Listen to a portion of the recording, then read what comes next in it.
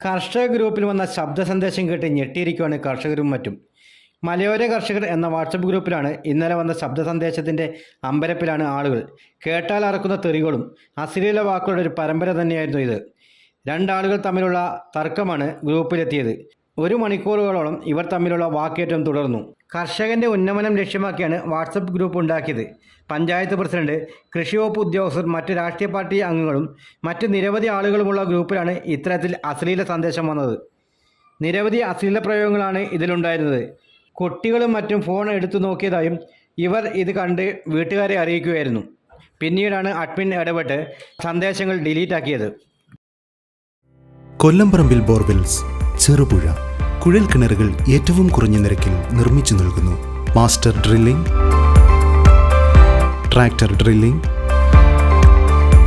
ഇൻവെൽ drilling.